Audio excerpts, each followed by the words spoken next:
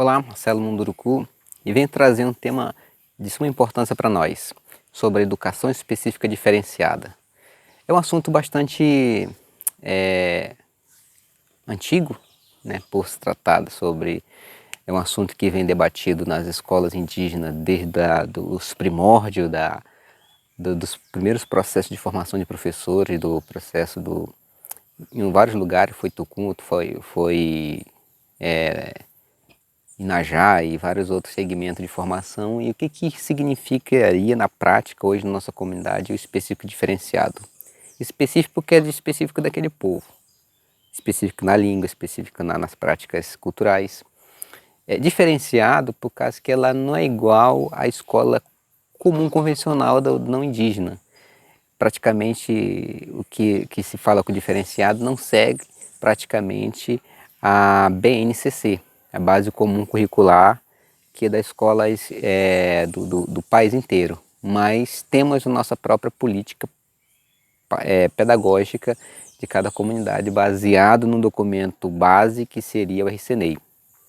Um processo que foi um livro que foi resultado de um processo de formação de professores também, né? E como é que, para que nós criamos essas escolas, né? Fica a pergunta, né? Qual o objetivo final, né, de se criar uma escola específica, diferenciada, intercultural e etc e tal, né? Por bem, né? Desde o começo houve relatos e até a gente mesmo tinha a intenção de que essa escola seria para defesa da escultura, defesa do território, defesa do povo e etc e tal. E muito tempo já se passou, né? Já temos aqui mais de 20 anos de educação, praticamente, dessa política de educação específica diferenciada nas comunidades. E hoje a gente olha para trás e vemos o que nós temos de retorno sobre isso. O que nós temos na prática hoje sobre a específica diferenciada. O objetivo do principal das escolas indígenas era capacitar os indígenas para defender esse território, para ser representante, que tivesse aceitabilidade da comunidade e que fosse alguém que pudesse ser de alta confiança da comunidade em vários segmentos de projetos, de implementação de políticas públicas em todos os segmentos, na saúde, na educação, em projeto institucional e assim por diante. No entanto, o que aconteceu, me parece que essa prática vem... Quando se sai do ensino fundamental, entra para o ensino médio, você começa a ver várias realidades diferentes que muitas vezes a gente que é conhecedor disso, né, percebeu que todo o que aprendeu, o que realmente valeu a pena foi ler e escrever, por causa que todos os outros conhecimentos e a questão de cálculo científico, etc., uma questão histórica do nosso país, a questão histórica do nosso território, ela vem com muita informação que, digamos assim, omitida no decorrer desse processo de formação. E essas informações omitidas é que mora todo uma mudança de comportamento mediante as antigas pessoas que estão à frente das comunidades.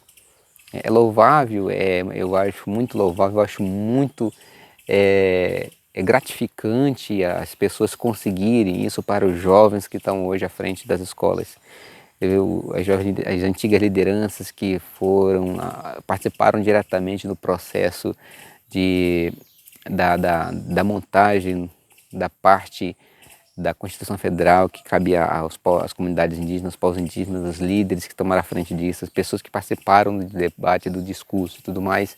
E isso, com certeza, nós não teríamos isso se não fossem esses bravos e guerreiros lideranças que estivessem à frente disso, né?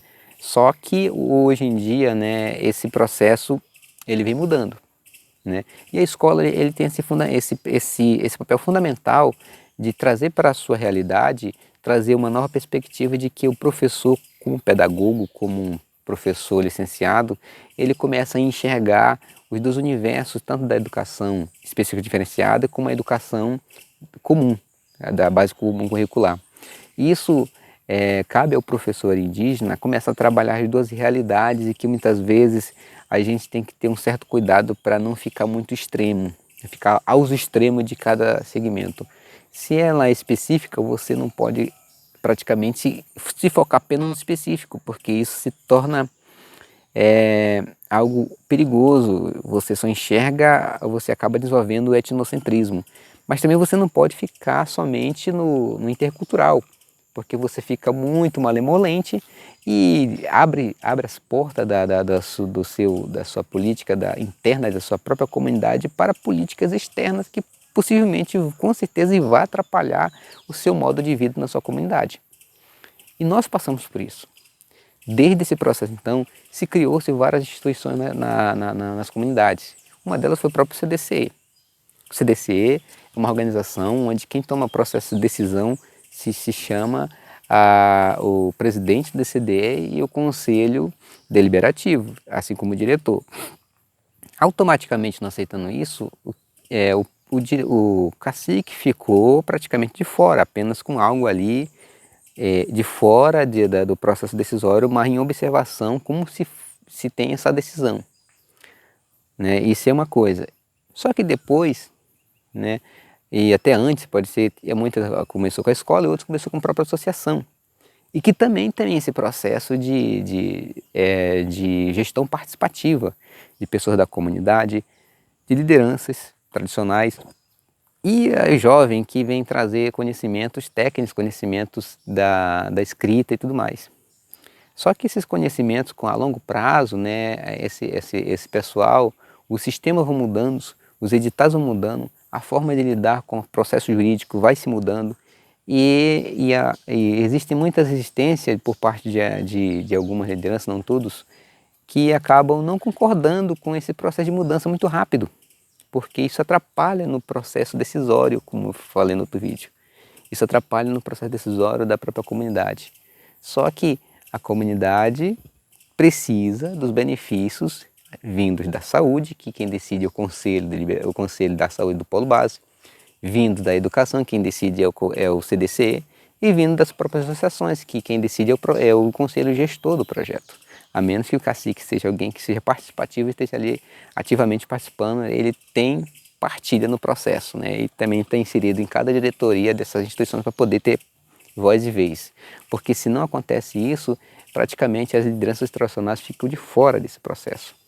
E para ter opinião nesses processos, talvez, né, de maneira técnica, teria que ter uma visão, um entendimento, uma visão técnica e não tradicional. Porque se fosse tradicional, né, levando em consideração os princípios de processo decisório de comunidade, né, teria que ter esses dois conhecimentos, né, tanto do cacique, normalmente tradicionais, ele conhece mais o tradicional, ele é expert no conhecimentos tradicionais, é o nosso doutor da comunidade, os anciões. Então, mas no que diz respeito a questões técnicas de planilha de custo, de processo de editais, de metodologias de desenvolvimento. Então isso já cabe aos professores que foram treinados para isso. E o que quando chega nesse ponto aí, se tem uma disputa de ideias em que o tradicional quer sobrepor o técnico e o técnico quer sobrepor o tradicional. E aí aí começamos a viver numa guerra de ideias de quem é mais importante. Então, foi para isso que colocamos a escola na comunidade. Eu tenho observado que, ultimamente, todos os problemas internos de comunidade estão pautados nas questões de instituições que estão dentro da comunidade. E aí se tem outro paradigma com nós dizendo assim, ou nós depende de FUNAI, ou depende de instituições que venham fazer para nós, ou nós treinamos alguém da nossa comunidade simplesmente para dizer que treinamos, mas quando eles colocam em prática, nós discordamos da prática em que nós incentivamos ele a treinar. Então vivemos nesse paradigma aí, né? Essa situação pragmática que acaba trazendo muitas vezes o desentendimento, trazendo certos desconforto em relação a um certo grupo que está dentro da própria comunidade, a desconforto a outra comunidade e assim por diante. Qual é o papel da escola nisso? Qual o papel da coisa? Como é que se vive essa prática hoje em dia, né? A escola é um espaço de formação humana, um espaço de mudança de opinião. E penso que cada professor, você que assiste aí, né, tem esse papel fundamental em dizer, não gente, peraí, vamos conversar. O objetivo nosso não era trabalharmos junto e de que maneira nós vamos encontrar junto. Tenho certeza que cada um respeitando o espaço do outro, isso fica muito visível. Até que ponto é a minha vez, até que ponto é a vez do tradicional. Eu acho que a interculturalidade ela tem que ser trabalhada na prática, não apenas na teoria apenas de conhecer apenas, mas respeitar um espaço um do outro, tanto como pessoa, tanto como parente, tanto como etnia, e tanto quanto realidades de povos diferentes, quando em alguns casos, né? E essa reciprocidade de respeito, né, que eu acho que começou a faltar nisso, começou a faltar em algumas comunidades, quando não se deixa, né, o professor, aquelas pessoas que eles acreditaram que vai ajudar, começam a colocar em prática aquilo que ele acredita que vai funcionar, né? E que se funcionar, né, que se atendeu todo mundo, eu acho que é aí que funcionou. Agora, se não atendeu, se fez uma vez, fez duas vezes, não conseguiu chegar o principal objetivo da proposta de projeto ou de gestão de ações dentro da comunidade, e aí aí sim vamos tentar encontrar outra pessoa que substitui, mais que se mantém o processo de gestão desenvolvida por pessoas que foram treinadas para essa comunidade. Porque do contrário, nós vamos ter uma instituição de formação humana sem resultado nas comunidades, sem pessoas que tenham, que desenvolvam a sua autonomia como comunidade.